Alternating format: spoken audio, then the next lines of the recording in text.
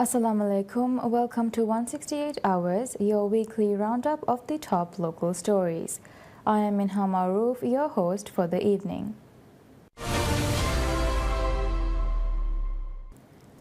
According to newly released figures from the Ministry of Finance and Planning, the government spent $220.52 million on debt servicing during the second quarter of 2025.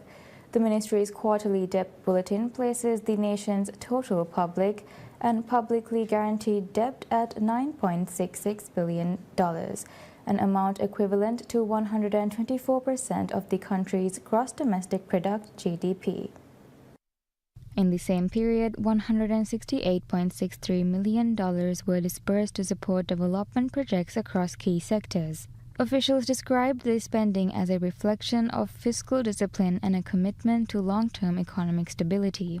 They said the figures underscored the administration's ability to secure financing for national priorities while maintaining regular repayment obligations, a combination they believe strengthens investor confidence.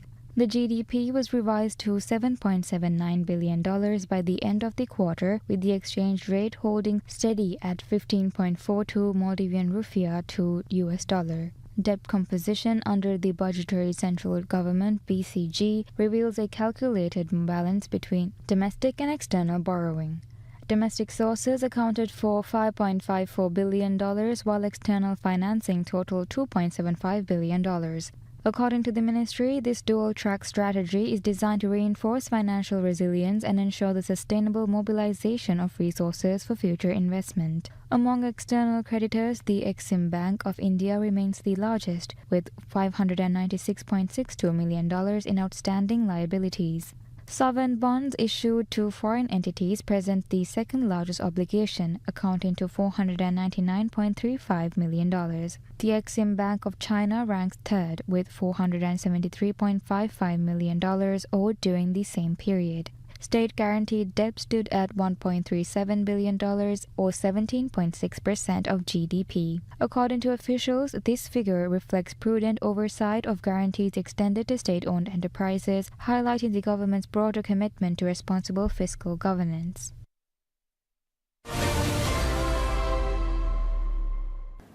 A comprehensive study on the juvenile justice system conducted by Advocating the Rights of Children (ARC) and UNICEF proposes a new approach to combating child exploitation. The study recommends that individuals who exploit children for criminal activities, particularly gang leaders, be fined, with the proceeds dedicated to rehabilitating child offenders. The findings of the study were released during a conference on the juvenile justice system organized by the Prosecutor General's Office. The study identified the exploitation of children by gangs as a primary factor contributing to juvenile delinquency in the country. Gangs are reportedly using children to commit serious offenses such as drug trafficking, assault, and property damage because the penalties for juveniles are significantly lighter. This practice, according to the research, often involves minors who are below the age of criminal responsibility. Police statistics included in the study show an alarming number of child abuse cases. Between 1 January 2022 to March of this year, 942 cases of child abuse were reported, though only 100 were submitted for prosecution. The study also highlighted that children involved in gangs often come from families facing significant financial and social challenges. To address this, the study proposes a system where individuals who exploit children are heavily fined or have their property confiscated. The funds generated would then be used for rehabilitating young offenders, noting that this is a practice used in other countries. The study emphasized that the long-term physical and psychological damage caused by exposing children to crime requires significant government investment to resolve, making such fines a crucial source of funding. Under the current Child Rights Protection Act, exploiting a child carries a penalty of 3 years in jail. In addition to financial measures, the study outlined several other strategies for strengthening the juvenile system and steering children away from crime. Key recommendations include the following: preventing gang and drug trafficking, as the study stressed that curbing these activities is one of the most critical steps to protecting children. Amending legislation, the study called for legislative changes to establish a culture of accountability for crimes involving children. holistic approach, as the research concluded that a sustainable solution requires a multi-pronged approach that includes social protection, education, adequate housing for families, and stronger law enforcement. And research papers from various institutions involved in the juvenile justice system were also published at the conference, detailing the challenges and proposing solutions to existing issues.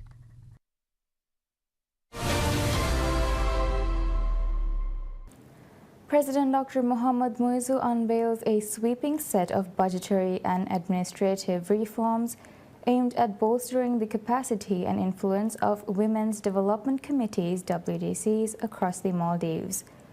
The changes, which will be reflected in the 2026 state budget, include a doubling of financial allocations, a revised mechanism for Ramadan allowances, and a broader reassessment of the fiscal formula governing block grants.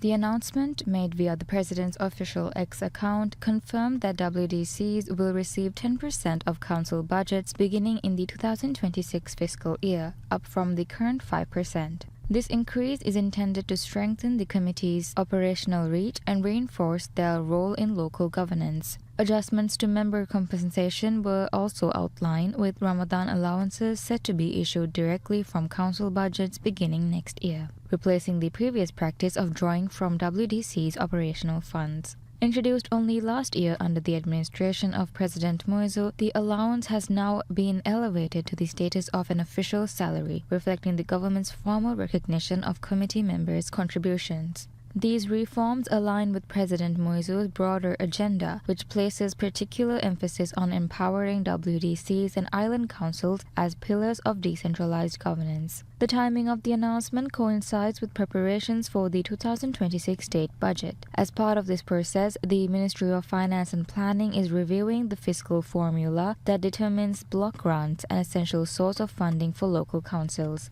Councils have been instructed to submit detailed medium-term budgetary information by 18 September. Once submissions are received, the proposed budget will be presented to the Cabinet of Ministers between 19th and 23rd October. The final estimated state budget for 2026 is scheduled for submission to Parliament on 30th October.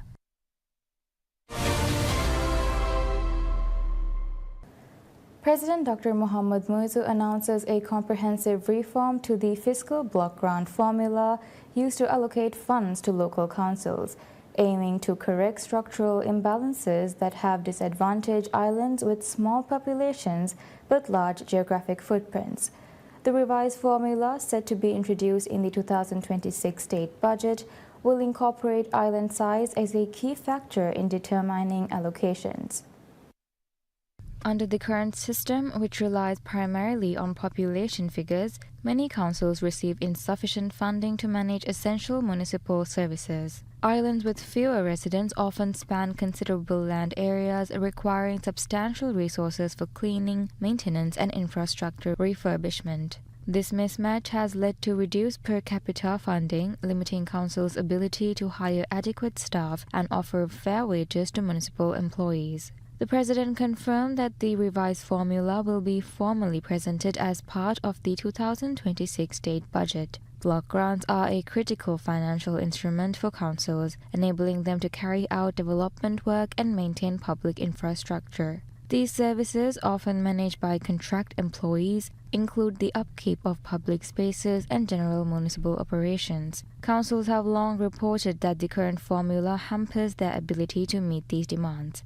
Municipal workers and council members have consistently raised concerns about inadequate compensation, attributing the issue to the limitations of the existing budgetary model. The proposed changes are expected to ease these constraints, allowing councils to expand their workforce and adjust wages for current employees. The reform is projected to improve the delivery of services across island jurisdictions. President Muizzu also announced a separate initiative to strengthen Women's Development Committees (WDCs). These changes, which will also be reflected in the 2026 state budget, including a doubling of financial allocations and a revised mechanism for Ramadan allowances.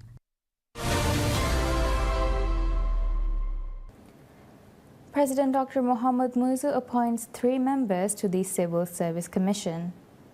At a ceremony held at the President's office, Dr. Hussein Faiz, Mohammad Nasir, and Dr. Diba Musa were formally appointed as members of the commission. Prior to their appointment, the 3 members took the oath of office before Supreme Court Justice Ali Rashid Hussain. Following the oath-taking, the President presented them with their official letters of appointment. Their appointments were cleared by the Parliament late last month. Each member of the Civil Service Commission serves a 5-year term. Prior to the new appointments taking effect, the commission consisted of President Mohammad Nasir, Vice President Mohammad Mujtaz, and members Mohammad Farshat, Fatimat Sharif, and Fatimat Habiba. The tenures of Mohammad Nasir and members Mohammad Farshat and Fatimat Sharif concluded on the 3rd of September, marking the end of their 5-year terms. Nasir will begin a fresh 5-year tenure in the CSC following the appointment.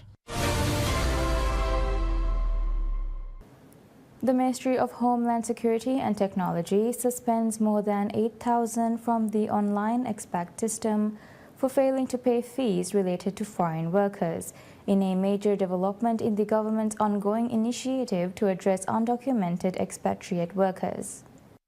The suspensions are part of a multi-agency effort launched in December 2023 to address the long-standing issue of undocumented foreigners in the Maldives. The government strategy includes strengthening the expat system, collecting outstanding payments, and bringing all foreign workers into a legal framework. Minister of State for Homeland Security and Technology Abdul Majid Ibrahim on PSM News Rajamir the program confirmed that more than 8,900 have been suspended from the expat portal. He said the action comes after employers were given a 1-month grace period to update their workers' biometrics, a step many failed to complete. The government has also been focused on recovering significant outstanding payments. According to the state minister, the government has already recovered $77.8 million out of the $110.2 million outstanding in expat-related fees. He stated that the system is being reconfigured to ensure that individuals with outstanding fees will be denied future services, making timely payments a prerequisite for all expat-related transactions. A large number of individuals with substantial fines have been granted the option to clear their outstanding in installments. While the original 1-year deadline for these payments was set to expire in October, the ministry has decided to grant an extension to allow more time for those under payment plans to settle their dues. This action follows other recent measures to regulate foreign labor, including the completion of biometric registration for 150,000 expatriate workers in May.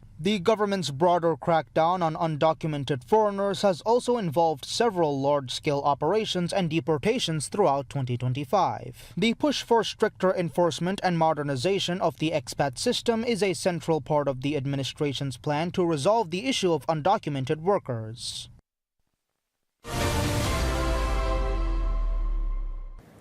The government prepares to unveil a far-reaching national development strategy, Viluntari Rajya 2045, translated as Resilient Maldives 2045 in January 2026. The plan, which spans 2 decades, is the result of a comprehensive consultation process and expert-led formulation. Full implementation is anticipated by June of the same year. Conceived as a blueprint for long-term transformation and strategy, outlines a unified vision for national progress through 2045. The development plan addresses projected changes in population, lifestyle, environmental conditions, infrastructure, and technology. The framework is intended to guide successive governments in a coordinated pursuit of sustainable development. Public engagement has been central to the plan's development, beginning with the nationwide consultation campaign launched by the government, which opened with a public consultancy session on inhabited islands under the banner Kurimagusalla, translated as Future Dialogue. Guradu in Kaf Atoll served as the pilot site, where the Resilient Maldives team gathered feedback from local institutions and residents. Additional visits to other atolls are scheduled to follow. Oversight of the plan's formulation has been entrusted to Nexia Maldives, a local consultancy firm operating independently under government supervision. According to Nexia Maldives, 10 teams will be dispatched across the country to facilitate dialogue with communities and stakeholders. The consultation phase is expected to cover all 180 inhabited islands within approximately 3 weeks of commencement. Engagement extends beyond local communities with government ministries, political parties, institutions, and civil society organizations actively contributing to the process. The information gathering phase is projected to conclude by mid-October, after which a high-level symposium will convene. There, the collected data and public input will be presented to inform the drafting of the strategy.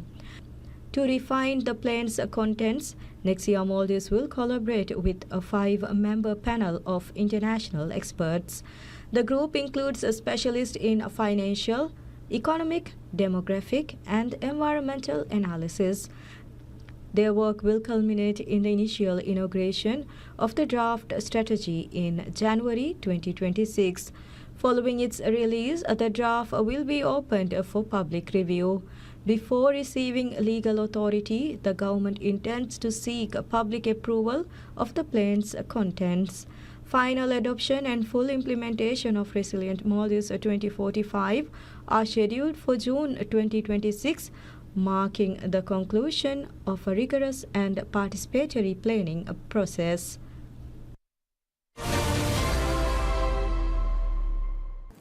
The Ministry of Social and Family Development, in a landmark partnership with the Maldives National University (MNU), announces the opening of the country's first ever certificate-level course in sign language.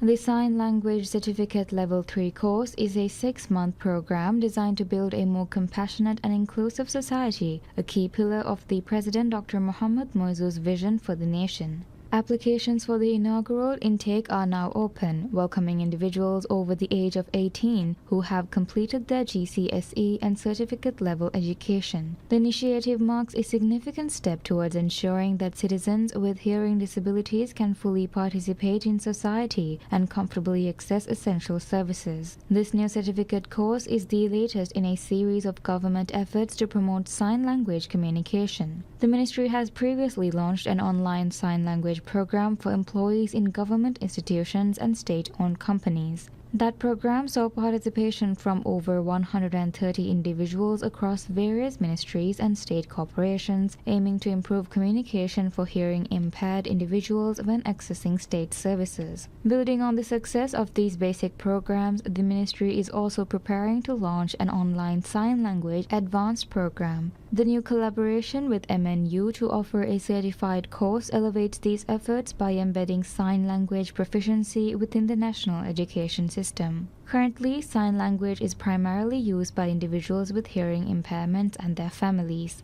This new course aims to change that by familiarizing a broader public with the language. By increasing the number of citizens fluent in sign language, it will become easier for hearing impaired individuals to engage in the workforce, access services, and participate in community activities. Ultimately, these initiatives are designed to foster a more compassionate and equitable society where no individual is excluded and everyone has equal opportunities to thrive.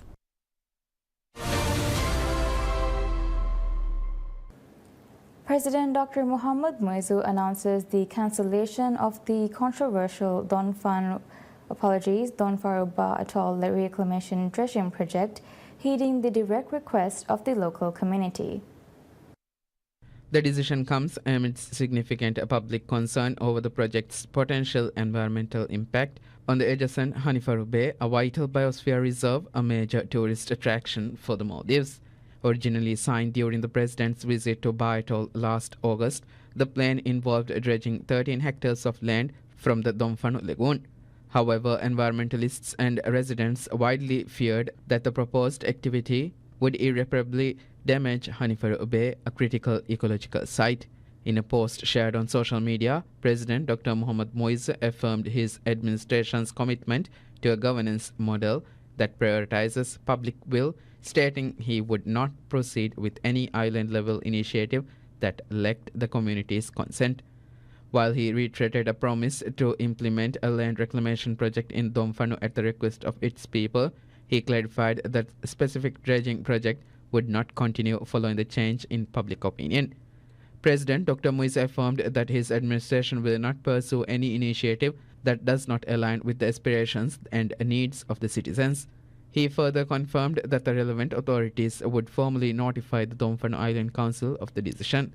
Adding to the clarification, Minister of Construction, Housing and Infrastructure, Dr. Abdullah Muttalib, confirmed via social media that while the dredging project would not proceed, the government remains committed to addressing the island's harbour issues and protecting its shore protection needs. This reversal marks a significant victory for community advocacy and environmental protection, signaling a government responsive to its citizens' concerns, especially regarding sensitive ecological zones.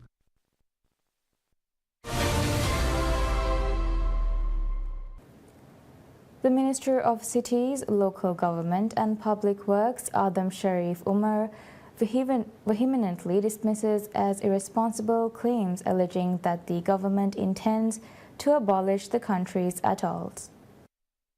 Speaking on PSM News Rajya Medu program, Minister Adam Sharif directly addressed widespread allegations, particularly on social media, that President Dr. Mohammad Moiz's administration is moving to dissolve these administrative divisions, unequivocally stating that such claims are unfounded and do not reflect the government's policy. Instead, the minister clarified the administration's intent to reform the existing atoll council system. He argued that creation of provinces under the previous MDP government inadvertently led to an increased dependence on the capital Male for various administrative matters. He described the current atoll councils as largely providing only administrative assistance to the islands, functioning as an added layer within the decentralization framework with limited actual mandate. The government, he explained, seeks to reconfigure the atoll council's structure to enhance its effectiveness and responsibility. This includes integrating councillors elected by each island into atoll council for local development, thereby increasing their oversight and accountability. Echoing President Dr. Moiz's previous statement over the current flaws in the structure of atoll councils, Minister Adam Sharif affirmed that composition of the atoll councils would indeed change from its present form, though he stressed that the natural formation and order of the Maldivian atolls themselves would remain. The minister also shared his personal belief that academically competent individuals akin to permanent secretaries in ministries should be appointed from within the civil service to handle the administration work of these reformed provincial structures, with their performance dictating their tenure. Minister Adam Sharif's comment aimed to quash the irresponsible rumors and provide clarity on the government's actual strategy, not an abolition of administrative areas, but a strategic restructuring to foster more effective and accountable decentralized governance.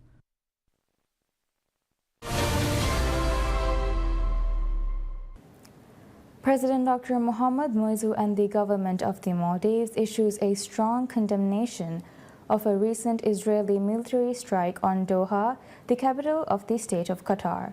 The attack, which occurred on 9 September, has been described by Maldivian officials as a cowardly act and a flagrant violation of international law.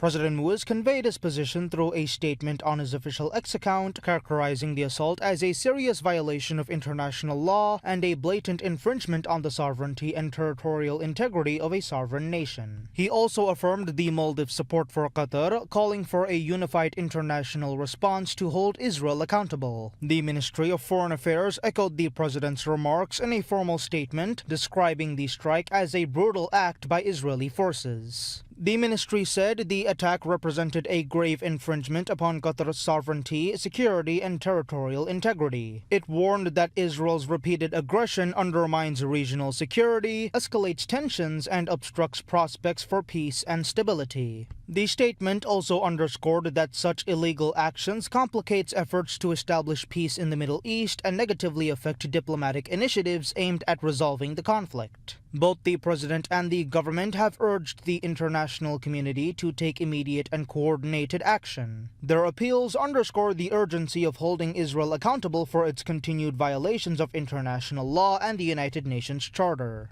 The government called for measures to compel Israel to cease its unlawful activities and prevent further deterioration of the regional situation. President Muiz reiterated the demand for accountability and swift intervention in response to what he described as Israel's inhumane actions. The Israeli forces attacked Doha as Qatar continues to play a central role in mediating peace negotiations aimed at halting the genocide carried out by Israel in Gaza, Palestine. In addition to its actions in Gaza, Israel has reportedly conducted bombings in Lebanon, Yemen, and Syria and are committing inhumane actions in the West Bank.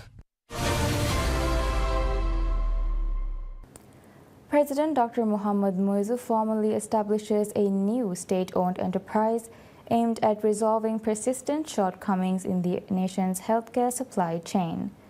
The State Pharmaceutical and Medical Supply Corporation Limited is tasked with centralizing the procurement and distribution of essential medicines, consumables, and equipment across the country.